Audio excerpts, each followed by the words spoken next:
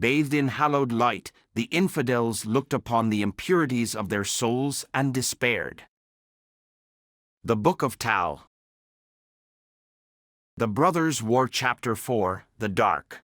A Magic the Gathering story by Reinhardt Suarez. Dearest Elspeth, it is quite natural to forget. Survival lies in the forgetting. To remember all things in perfect order requires so much attention and energy. Too much. That is the object of this missive to you, to alleviate the burden of either forgetting or remembering, as each robs you of the benefits of the other. Instead, let these words remain close to your heart. Sleep had not come easy to Elspeth since she arrived on Dominaria almost a week ago. She had rested, taken time to bathe in this lonely tower's facilities, and meditated by reciting her old knightly vows. But not even the steady patter of rain could usher her through the gate of dreams. To fill the listless hours between dusk and dawn, she'd drill in the grand hall of the tower, moving through the battle stances she'd learned as a squire in Vale Ron. When she'd first arrived on the plain, the hall was empty, allowing her all the space she wanted to swing her sword. But in a matter of days, the hall had become increasingly crowded with Sahili's metal soldiers. Elspeth accepted command of this mechanical garrison at Teferi's request. It made sense, she had the most battlefield experience of any planeswalker in the tower. Still, these constructs were poor substitutes for real knights. What did they know of wounds suffered in another's defense, of prayers uttered on another's behalf to, well, some divine being? Nothing. Steel only knew steel. Elspeth positioned the spade-shaped blade of one of the soldiers, a construct that resembled an armored, bipedal beetle. Then she settled into first guard, holding a buckler she'd wrenched off one of the soldier's arms. First guard to second. She swung a backhand sweep from the left, her blade clanging against her silent adversary, then returning up to her temple. Second guard to third. Elspeth swung again, bringing her sword back down, the blade so close to her ear that she heard it sing. Third guard to fourth. Arcing her sword high once more, she tapped the metal soldier's head. Fourth guard to fifth. Finally, she brought her sword down in a hard chop, sweeping the point of her blade behind her. Acceptable. Now do it again. 1, 2, 3, 4, 5. Again. Faster. 1, 2, 3, 4, 5. Not fast enough. Do it again. 1, 2, 3. Elspeth stumbled, her sword falling from her grasp and clattering onto the floor. Exasperated, she threw the buckler as hard as she could across the room. There was once a time when she didn't have to think about how to fight. The motions were grafted onto her muscles, engraved into her bones. No extra thought necessary, no hesitation conceded. But after all her experiences on New Capenna, her movements had felt sluggish, her sword arm shaky. "Your trinket," said a soaked wren, stepping in from the rain. 7. The Dryad's partner tree, also dripping wet, held Elspeth's shield out for her. "Thank you," Elspeth said curtly. She took the buckler and retrieved her sword, then resumed her stance opposite the metal soldier to start the sequence again. Wren hovered, watching her. "Is there something you need?" Elspeth asked. "You inhabit two melodies. How is this possible?" "What do you mean?" "Every being is part of a song," said Wren. "A melody that contributes to the whole. But you, there are two melodies in you. One is a single note, constant and unerring. The other is cleft, and Arya throttled midway. She began. You must be mistaken. There is no mistake. It is as if you live two separate lives. One in light, one in shadow. You're wrong, snapped Elspeth, slamming her sword back into its scabbard. Very well, Ren said, Seven obliging by stepping away to give Elspeth space. Elspeth grimaced. She hadn't meant to be so short, but she disliked the way the Dryad proclaimed things about her, as if a handful of days was enough to dissect her soul. Ren, forgive me. Hold, said Ren. There's a disturbance in the rain's rhythm. Someone is outside. Elspeth unsheathed her sword and approached the massive entrance at the front of the tower. She rued the existence of such an open throughway into the tower's interior. A drawbridge would have been tactically superior. A barbican with a moat even better still. Anything to bar the way of an advancing army. Can you tell how many? Elspeth asked. 2. Human in size. 2 people was no invasion force. Nevertheless, Elspeth erred on the side of vigilance. Wake the others, Ren. I'll investigate. We will go out together. I suspect the noise will act as a suitable alarm.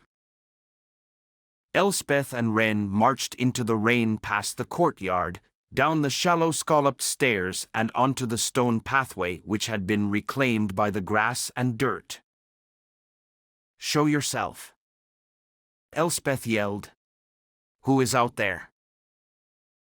No answer. If there was danger, Elspeth didn't want to take any chances. Stay close to me, Ren, said Elspeth, casting a light spell onto her shield. Then, with the tip of her sword, she scratched a circle around Ren and herself, speaking a word of power.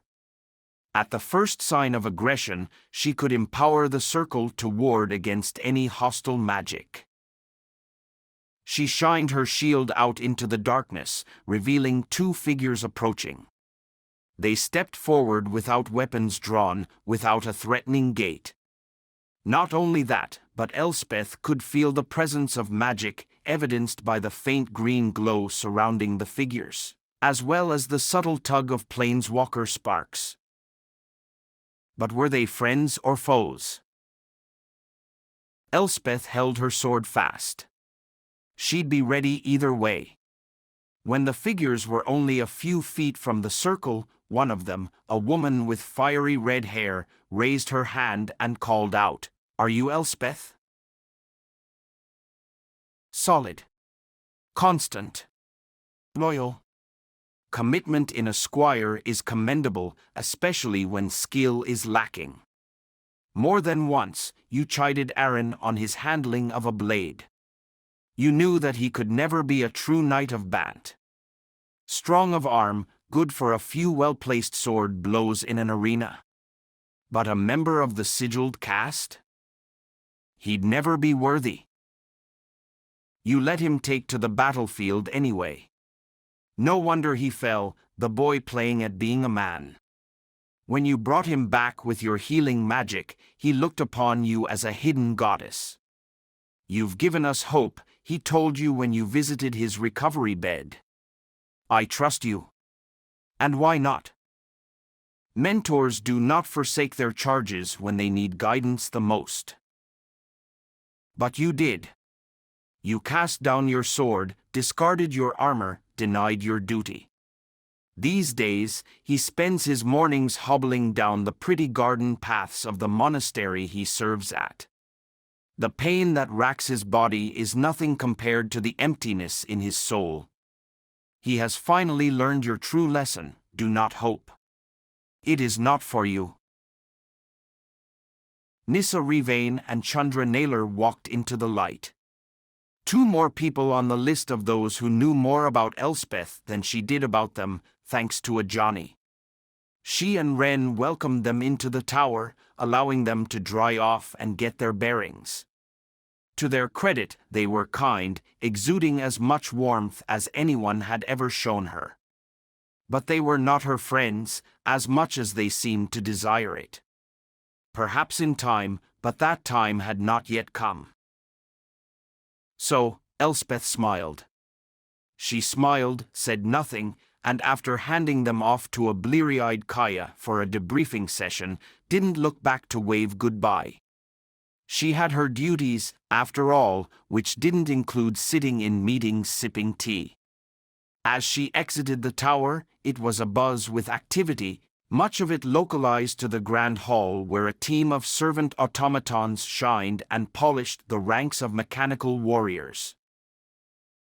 Outside, the downpour from earlier had relented enough for Elspeth to journey to the watchtowers located along the perimeter of the Vale, the remnants of an ancient defense grid.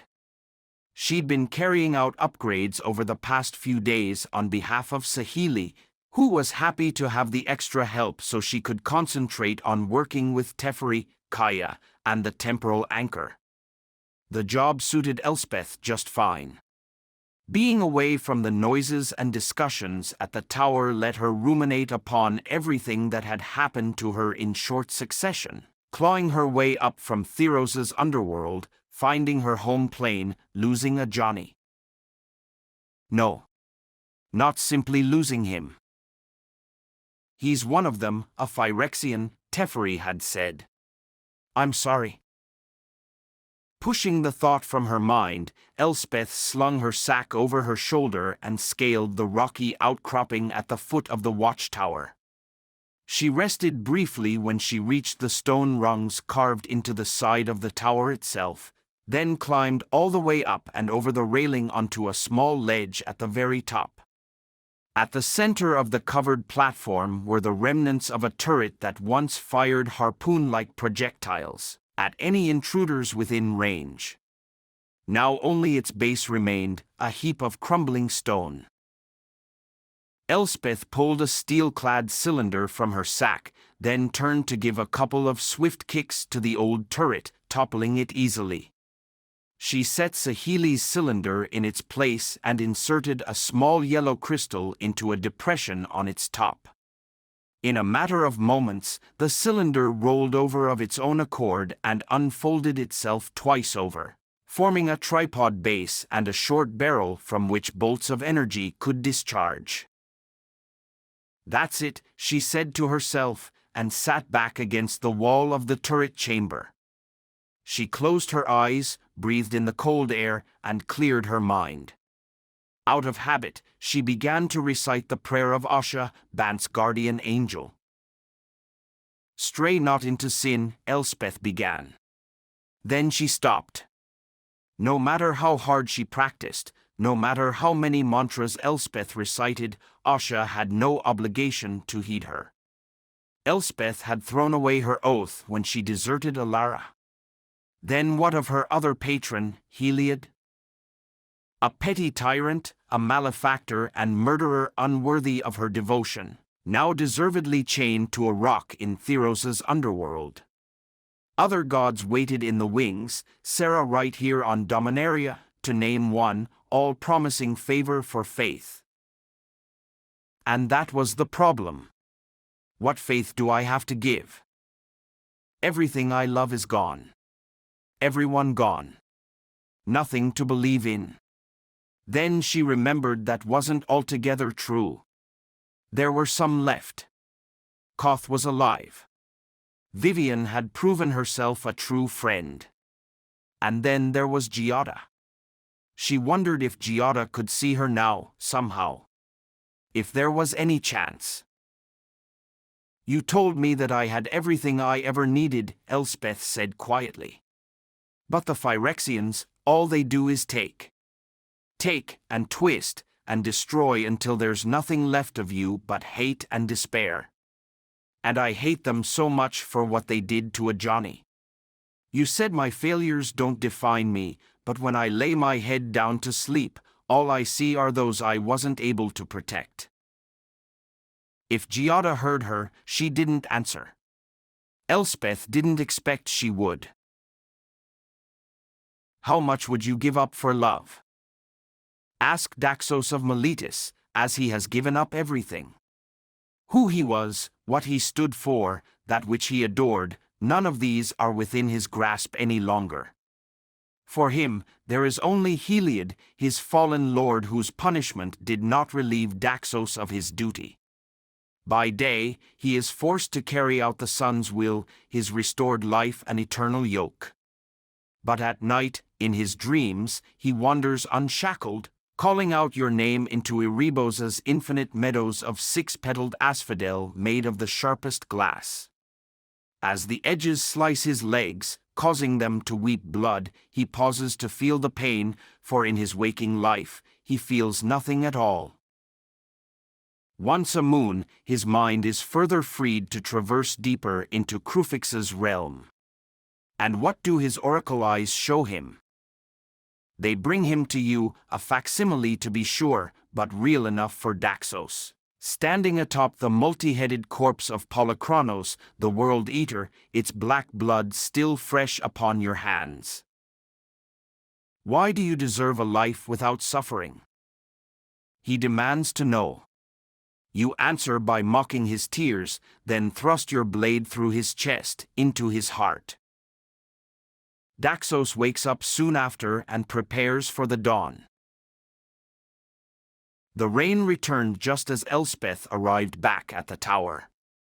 She made her way past the glares of silent metal warriors back to her room, but stopped short when she heard voices coming from the corridor outside her door. Peering around the corner, she recognized two people seated on the hallway floor. Chandra. Joda. A jug of wine between them. She was so mad, said Chandra. Threatened to drown me. I didn't even burn the whole forest down. Just one teensy-weensy part of it. I mean, trees grow back eventually. Oh, and don't tell Nissa any of this. Drowning. She stole that threat from me, said Joda. Ah, Jaya. Always good at destroying. Not quite as adept at creation. He took a long drink from the jug. Heavens, you didn't taste her cooking, did you? Ugh. Chandra yanked the jug from Joda and gulped down several mouthfuls. Don't get me started on the quiche. Joda burst out laughing. She made the quiche? Again? After that, eggs were forbidden within 5 miles of Carol Keep. I'm not kidding, we paid a priest from Zenara to cast a ward to keep chickens away from the place. Let me have one turn on Sahili's time machine, and I'd go back. An abrupt sullenness gripped him, and he remained silent for a while before speaking again. I'd go back and eat the whole damn thing. Elspeth watched as Chandra placed her arm around Joda's shoulder and held him tight, futilely attempting to prevent her own tears from flowing. It wasn't necessary to know who this Jaya person was to appreciate what she meant to Chandra and Joda. The closest of friends. Now, while they were distracted, Elspeth made her move. She hoped to appear in a flash, walk by, get to her door, and disappear behind it before Chandra or Joda could realize she was there. Such a silly expectation. Elspeth. Chandra called out, wiping the last of her tears on her sleeve. Hey, care to join us? Believe me, you'd be doing us a favor. Elspeth turned away from the door handle and mustered a half-smile. No thank you. I need to study the area map, make sure that everything's accounted for. Study? Asked Chandra. What are you talking about? Elspeth has been developing defensive actions in case we get attacked, said Joda. It's quite a bold strategy, if I do say so myself. Bold? She wasn't so sure. Desperate seemed more accurate. In addition to setting up the watchtowers, she'd been working with Joda, Kaya, and Sahili on measures to take in the event of an assault on the tower. It would happen eventually, that was certain. So, it was imperative to have a plan in place. Even a plan that had a remote chance of succeeding was better than having none. Thanks. She pressed down on the latch and felt the catch on her door give way. Anyway, I'm sorry to interrupt. Wait, said Joda, suddenly serious. I know things have been odd for you here. He motioned to the empty space on the opposite side of the hallway. You're among friends. Please.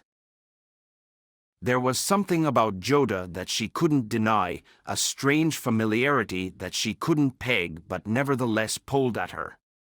Perhaps it was as simple as his kindness to her when she arrived at the tower. The mere act of telling her that she was welcome no matter what, that whatever difficulties she was having, she had the space to deal with them as she needed. For that, Elspeth could relent. She pulled her door shut and sat down on the floor across from him. I'm sorry about your friend, she said. With all this madness happening, it must be difficult to mourn. We're not mourning, said Chandra, offering Elspeth some wine. We're celebrating who she was. That's the way Jaya would have wanted it. Elspeth pushed the jug away. I didn't know her. Then tell us about someone you did know, Chandra said. Someone gone too soon. Elspeth thought about the names. There were many. Some she couldn't bear to consider dead. Others whose fate she didn't know. And still others in the murky in-between. One name emerged from the recesses of her mind, one she hadn't uttered since before Heliod struck her down. I knew a man, she said. An artificer from Urborg who fought beside me on New Phyrexia. He was exasperating and pretentious. She couldn't help but smile when she thought of him. But he was also brilliant and brave and loyal, the kind of person who would venture across plains on the shoddiest of information because he thought his friends were in trouble. Venzer, said Joda, taking the wine and gulping some down. You knew him? Long ago, when he was very young and I was somewhat younger. I'm ashamed to say that I punched him in the face for circumstances that weren't his fault. I told him I was sorry, but that didn't make it right. I wish he were here to tell his idiotic jokes. I'd even pretend to laugh. You'd think after decades of fighting, so much death. I'd be used to loss, said Elspeth.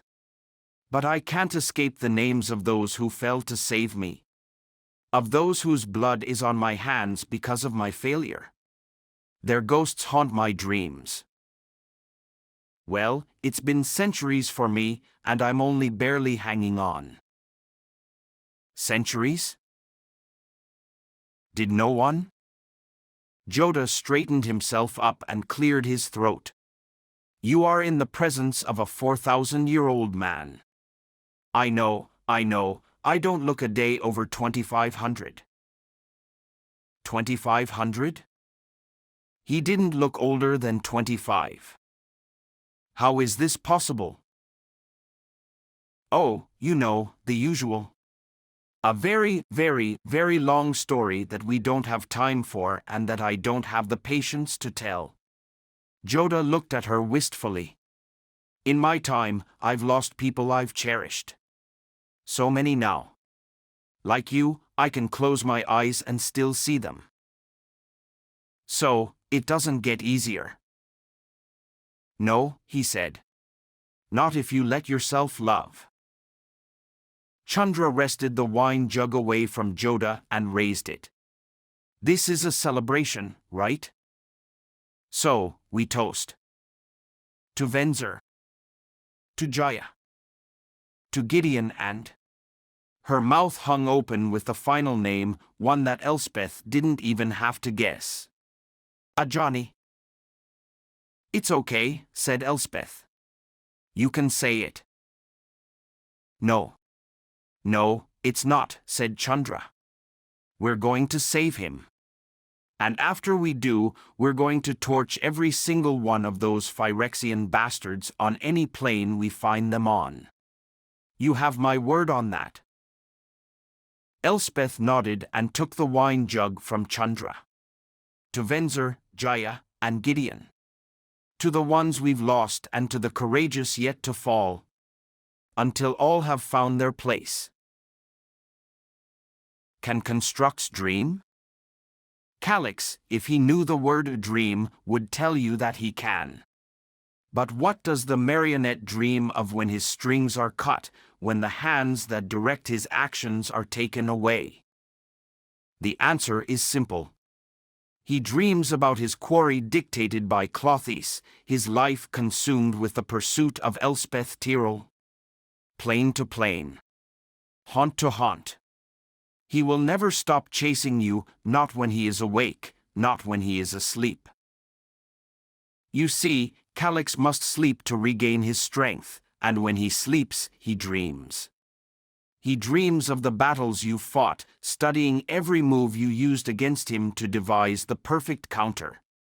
The man who is not a man can aspire to that, being perfect, realizing his purpose. But he is more than a puppet, you see.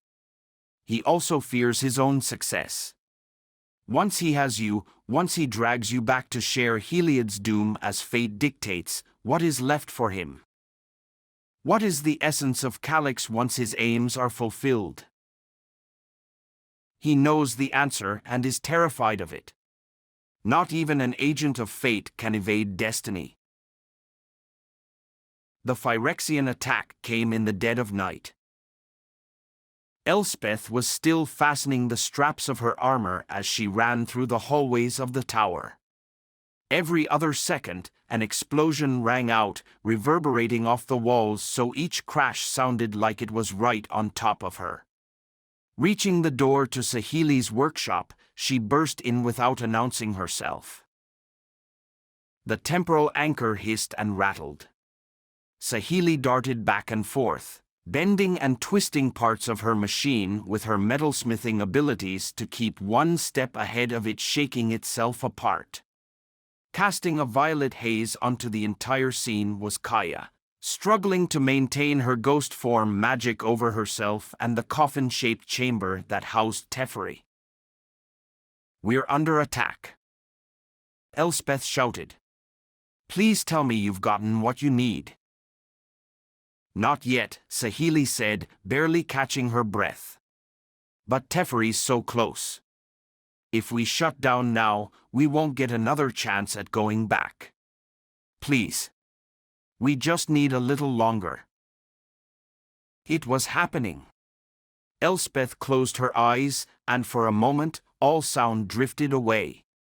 She remembered what she said to Teferi: if the Phyrexians are still on this plane, it's only a matter of time before they find this place. You will need someone to defend you if that happens, if they track us down. Now they'd done just that. She tightened her buckler onto her arm and unfastened the snap that held her sword in its scabbard. She felt for the small flask of halo slipped into her belt pouch.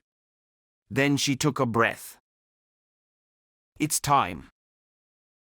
Bar the door when I leave," she ordered, then ran back the way she came, faint shouts and clatter accenting every deafening boom. When she arrived in the grand hall, Ren and Nissa were already there, watching out one of the cathedral-like windows at the watchtower turrets, firing bolts of blue-white energy at a dark shape, floating below the storm clouds. "What is that?" Elspeth asked. "A skyship," said Joda, stepping out of a magical portal and into the chamber. "Look there, our thopters." The thopters, visible only by their running lights, streaked into view headed toward the skyship. Everyone watched as the thopters buzzed around the shadow like so many gnats, flinging explosive charges that only succeeded in revealing what they were dealing with. Not so much a ship as a floating monstrosity of tapered horns and jagged spikes, the vessel kept itself aloft by sails that resembled scaly, bat-like wings. Slowly, it changed its trajectory to aim its keel downward, aligning with the central tower. The turret fire intensified as the ship descended, only for the watchtowers to stop firing one by one. "The defense grid," Joda said, his voice hollow. The ship lowered itself onto the ground to rest on a set of spines spreading out from its hull like the legs of a giant insect. Elspeth had seen enough. "They're on their way," she said. "Ren and Nissa, protect Teferi at all costs." Among the soldiers, she eyed a pair of mechanical dromedaries, filigree steeds built by Sahili for this exact moment. "Joda, are you ready?" Joda shot Elspeth a look. "I suppose it's too late to ask for your plan to be a tad less bold." "You had your chance," Elspeth said. "Now we ride out to meet them. Buy time for Teferi." They mounted up and armed themselves with power stone lances, also prepared by Sahili. Joda was right to have doubts. In a siege, the defenders' advantage came from their walls. Doctrine called for them to hunker down inside the main structure, set up archers or other ranged units to attack from a distance, and break any attack through attrition. But there were two problems with that in this scenario. First, the tower was no castle. Its open nature made it impossible to defend against intrusion if the enemy swarmed it. And second, the Phyrexians weren't a normal army. Their morale would not be broken by a failed assault. Somewhere out in the darkness, they were sneaking and scheming. What Elspeth had to do was trick them into obeying the rules of conventional warfare by providing an irresistible chance to sow discord and spread fear. "Arise!" screamed Elspeth. All at once, the 100 or so mechanical soldiers stomped to life, swinging their sharpened arms in unison like a set of thresher blades. Behind their ranks, a group of 10 clay-covered brutes raised their arms into a boxing stance, readying their fists to smash any foes that Elspeth directed them at. The construct's unblinking eyes, all trained on Elspeth, pulsated with a soft golden light. "Assemble!" The company marched in perfect time out of the chamber and into the courtyard, forming 3 concave arcs end to end. "March!" The soldiers advanced and fanned out, descending the central steps and stopping at the far end of the main pathway. The clay statues stayed behind in the courtyard to absorb any enemies that got past the front line. Everything was set.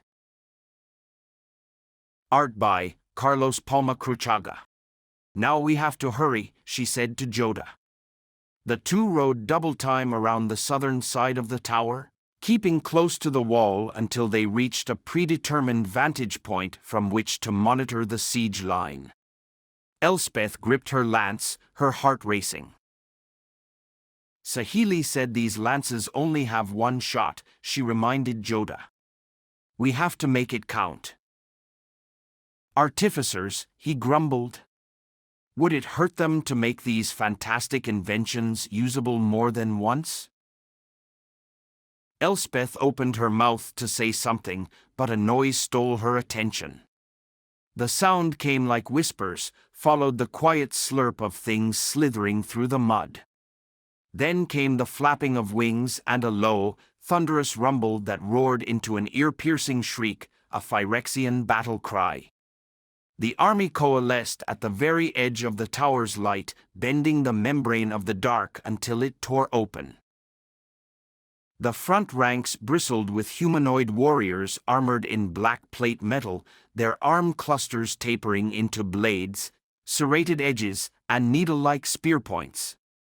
Behind them strode mounted units, or what Elspeth first thought were knights on giant lupin creatures. But they moved too swiftly, navigated the slippery terrain much too well to have been steed and rider. Each mounted foe was a single being, rider and mount fused together. For all their fearsome numbers and weapons, the Phyrexian ground troops did not chill Elspeth as much as what she saw next. The night sky moved, and winged knights dipped into the light. They were hideous, their bodies made of black sickle-shaped blades bound together by strands of sinew. While some maintained a vaguely human shape, others either replaced their bottom halves with a clutch of spider legs or eschewed legs, altogether in favor of a spiked ball they could use to ram enemies from above. "Damn it," said Elspeth. She hadn't counted on aerial troops, but it was too late to adjust plans. The advancing horde marched ever closer to their siege line. The mounted Phyrexians broke out into a gallop, flowing around the flanks of the main body. It was a simple strategy, but effective, a pincer maneuver to smash the defenders between waves of metal beasts. "Wait for it. Elspeth, it's now or never." She knew, but it was vital to make every part of the plan count. A second longer could mean more enemies caught in their trap. Steady, steady. The writhing mass had nearly reached the siege line. One more moment, and they'd be on top of the tower defenders. "Do it now, Joda." With a motion of his hand and the utterance of a single mystic syllable, Joda unwove the phantasmal terrain spell he'd cast the previous day, revealing the staked trench that spanned from the far northern end of the tower complex all the way to the spot where Elspeth and Joda had stationed themselves.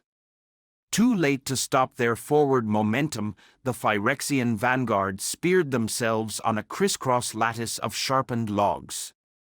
With another word of power, Joda caused the entire barricade to erupt into flame, thrusting the enemy into disarray. The first rows of Phyrexian infantry met the same fate as the riders, which at first buoyed Elspeth's hopes.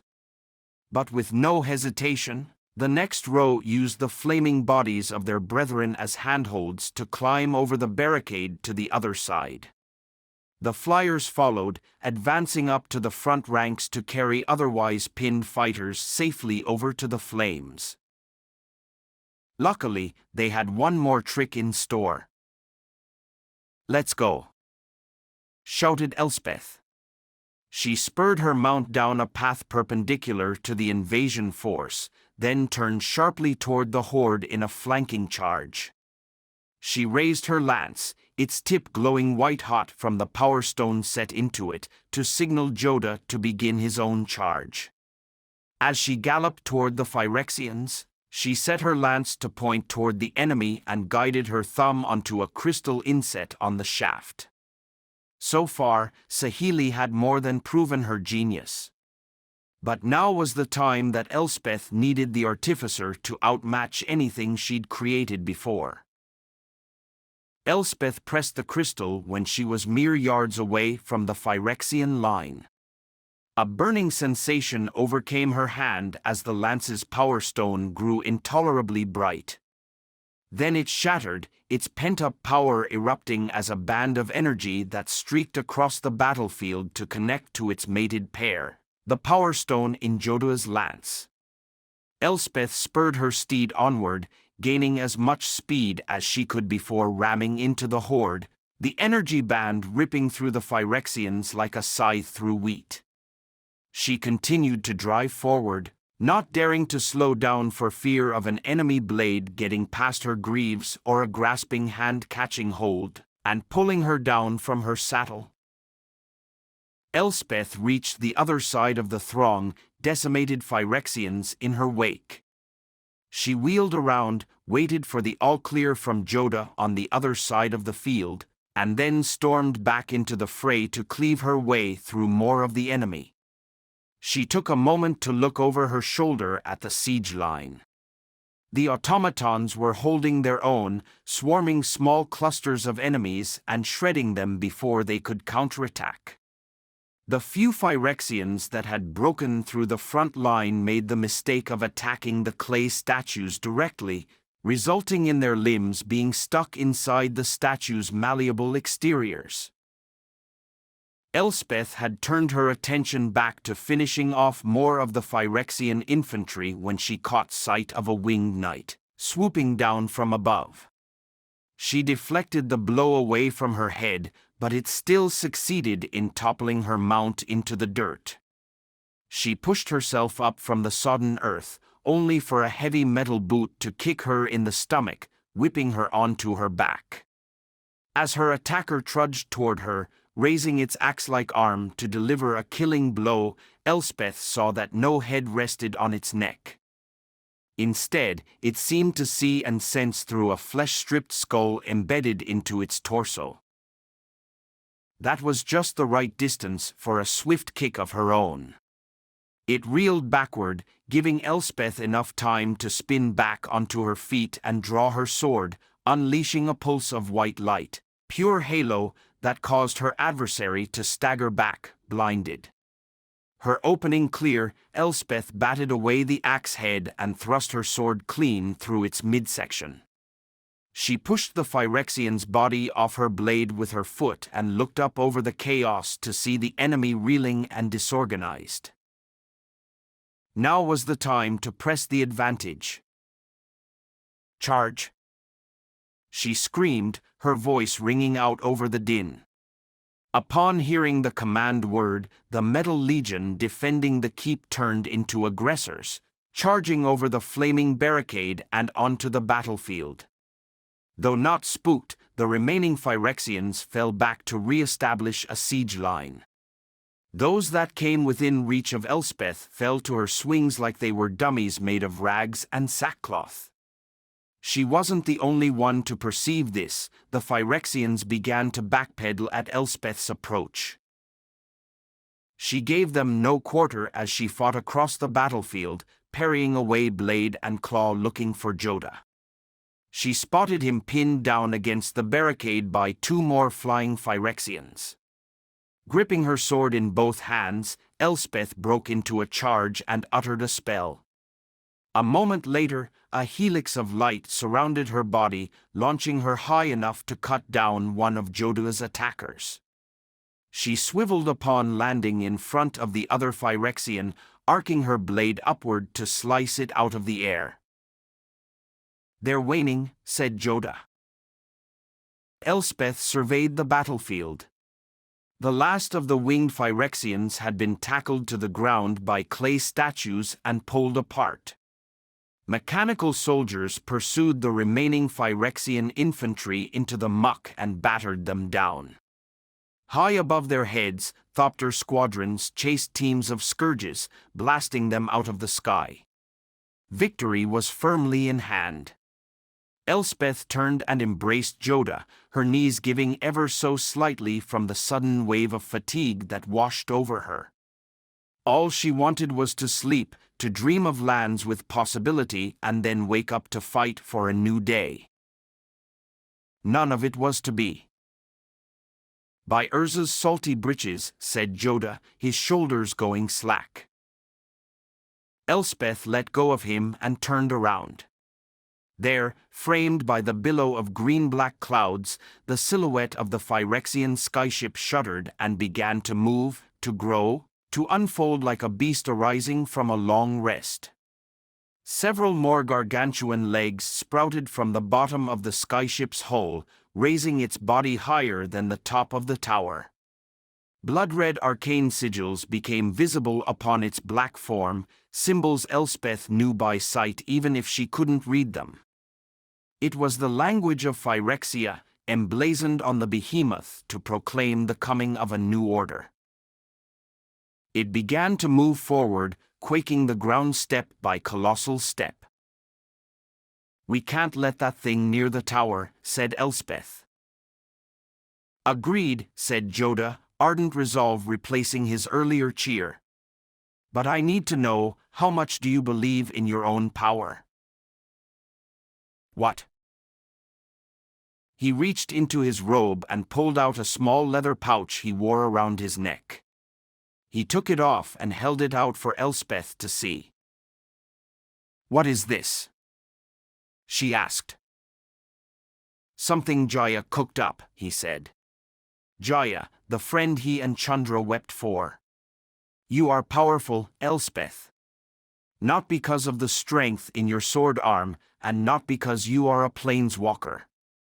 It's deeper, your desire for connection, to be the hand that thrusts itself into the flames to rescue another. To have peace, family, a home. To belong. How did he know these things about her? A week prior, they'd never met, never even known each other existed. But like Ren, he'd stripped away her various masks with little effort. No, she wasn't a knight of Bant, nor was she Heliod's champion or New Capenna's vengeance. She was only what was left, Elspeth Tyrrell. I don't understand. I told you, I've been around a good long while. And in my time, I've dealt with many mages, some with more affinity for certain magic than others. Looking at you, it's like gazing at a white-hot sun trying to hide itself. No more hiding, Elspeth. He closed his hand around the pouch, gripping it tightly. A final gift from Jaya to Phyrexia. Chandra would be the natural choice, but the very first thing I learned about magic is that fire and light are not so distant. You can help me cast it. What must I do? She asked. Follow my lead. They wrangled Joda's steed, jumped on, and sped toward the Phyrexian beast. As they drew closer to it, it felt like they and the entire world were shrinking under the monster's oppressive shadow. The elation she'd felt only minutes before had evaporated away. What were they to it but specks of dirt? What could she and Joda do to even slow it down? They continued riding until they were nearly underneath it. Joda hopped off the saddle and extended his hand to help Elspeth get down. The red glow from the Phyrexian sigils dimly illuminated the spot of muddy, slimy earth where they stood. Gazing up at the monstrosity, Joda spread his arms and rose into the air, his robes billowing in the grimy wind. He began to recite words in a language Elspeth couldn't understand. As she listened, a flood of images began to infiltrate her mind, a beautiful dark-haired woman. Joda looking no older than he did now, the sound of shattering glass, and then fire. Let go, he said, his voice tapped into her mind. Let go of your anger, your pain. Let go of your ghosts, they will haunt you, but allow their pleas to fall unheard for now.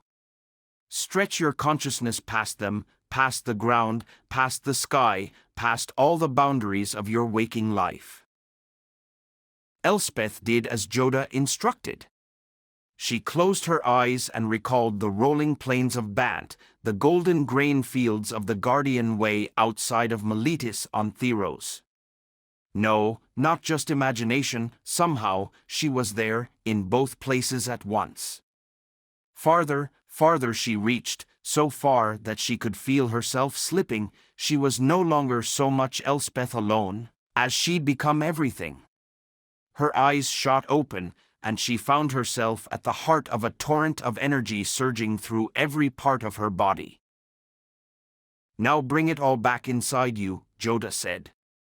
Root it as deeply as you can until you can no longer contain it. Elspeth willed the storm into her heart, into her soul. The scorching energy began to tear her apart. Focus, Elspeth. Choose one thing, the one thing in your life that gives you strength, gives you purpose. Channel your entire being into it. Ajani.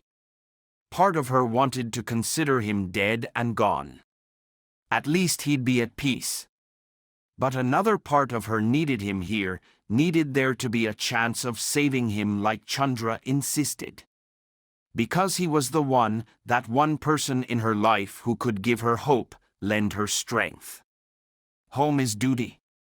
Family is those you choose to defend. You have always had everything you ever needed.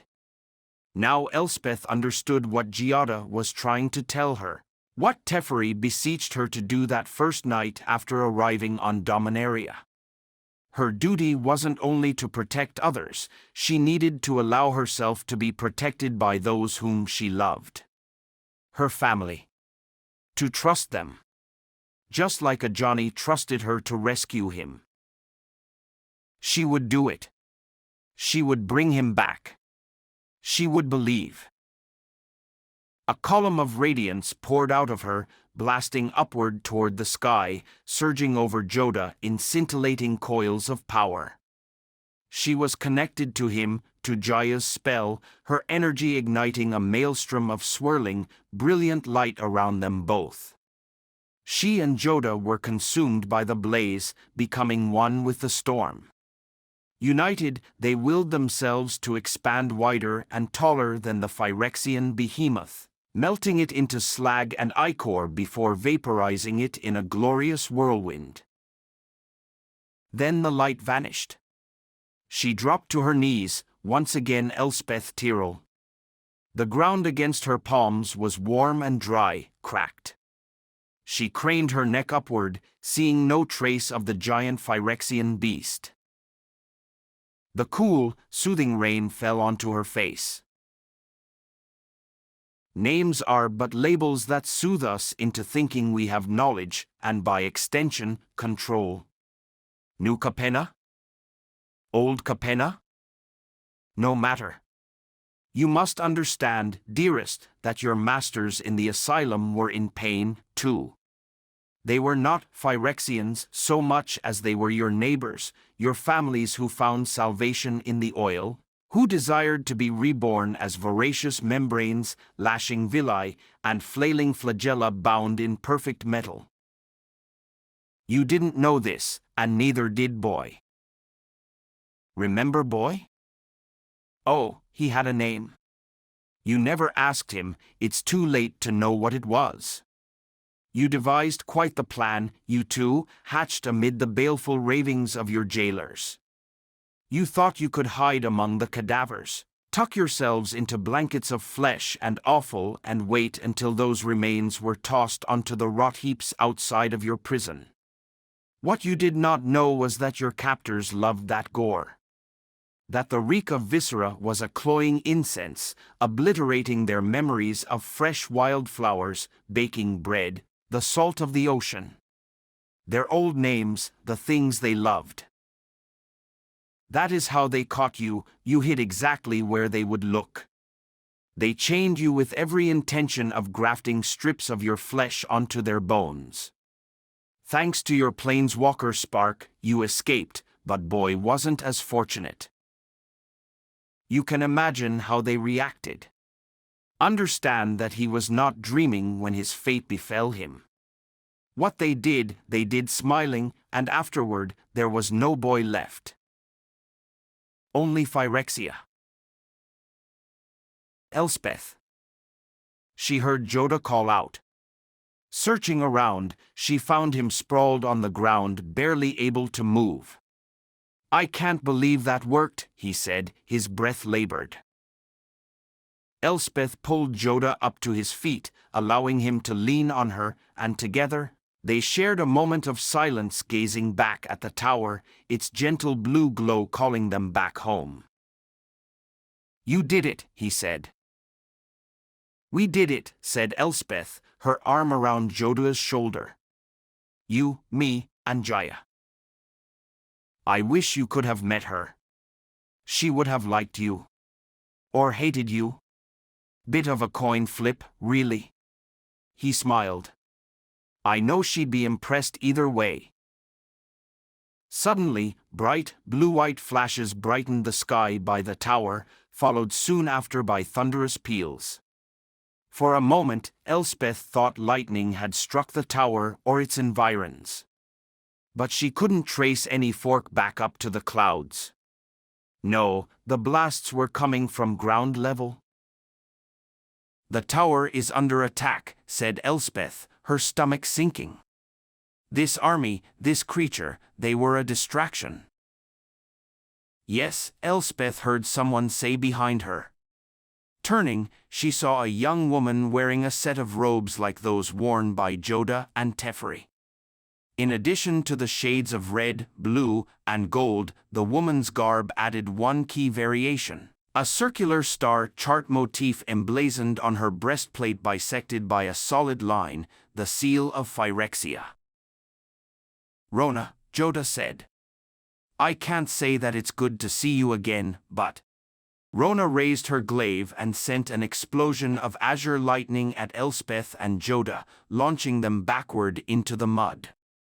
Elspeth's world tossed and swerved like a capsizing ship. She groped for her sword, and finding its hilt, pushed herself up in time to see Rona standing over a weak and helpless Joda. "This is for the trouble you caused me in Yavimaya," she said as she plunged the point of her glaive into his gut, eliciting a sickening rasp from Joda's throat. "No!" Elspeth screamed. She scrambled to her feet, fatigue weighing upon her like a titan pressing down on her shoulders. Even though Rona looked more human than the enemies Elspeth faced earlier, she was much worse a monstrosity. She had willingly given up her soul for the Phyrexian promise of power. Elspeth stepped back, making sure to keep Joda's body in view. She could barely stand. Joda's spell had left her near collapse, unable to collect herself enough to cast spells or planeswalk. All she had in the moment was her sword, which she could barely lift. With uncanny quickness, Rona leaped forward, swinging her glaive at Elspeth's midsection, an attack that should have been easy to parry. But all Elspeth could do was flail her shield arm out to bat the glaive away. Rona went in for a second lunge that Elspeth barely dodged. "I won't surrender," said Elspeth. Rona beamed. Good. She was playing with Elspeth as a torture master would tease a prisoner with the faintest hope of freedom. Cooperate and everything will be fine. Elspeth took stock of the distance between her and Rona. Rona had reach along with every other advantage in this duel save for one. Elspeth knew the dance. Trust, she told herself, and with that, she held up her buckler as high as she could and crouched into first guard position. Gathering every shred of strength she had left, she held it all in reserve, waiting for one more opening. Rona gave it to her. She callously stepped forward, unleashing a flurry of swings meant more to intimidate Elspeth than land a killing blow. At the end of the display, Rona spun into a head-level thrust. Elspeth summoned her remaining vigor to block Rona's strike with her buckler, knowing that the shield wasn't any match for a direct blow. The spear point pierced the buckler, punching through the flesh and bone of Elspeth's forearm. Screaming through the pain, Elspeth heaved her left arm downward, fifth guard to second, wrenching the glaive free from Rona's hands and burying her sword deep into Rona's shoulder. Both went down, Rona in a heap and Elspeth onto her knees. She looked over at Joda lying motionless. Not too late, she thought, her head swimming. Halo.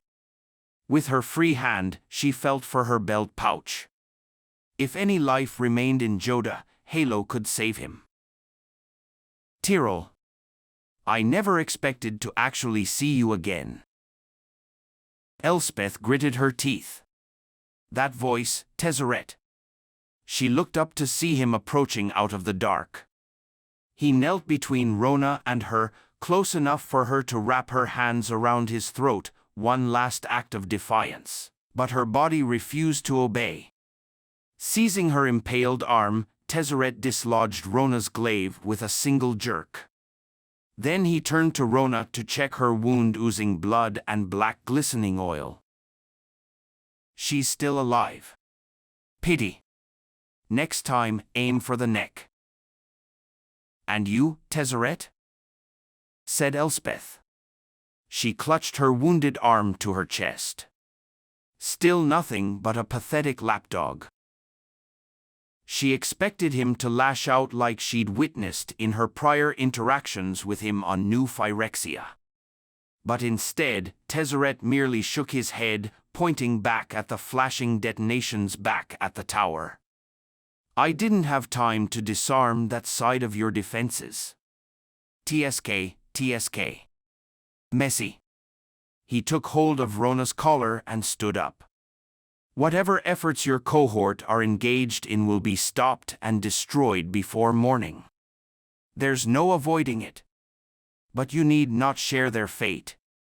I suggest you take this opportunity to find somewhere remote and disappear. I'm going to stop your Phyrexian masters.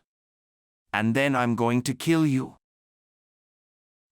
He said, hoisting Rona up onto his shoulder and picking up her glaive.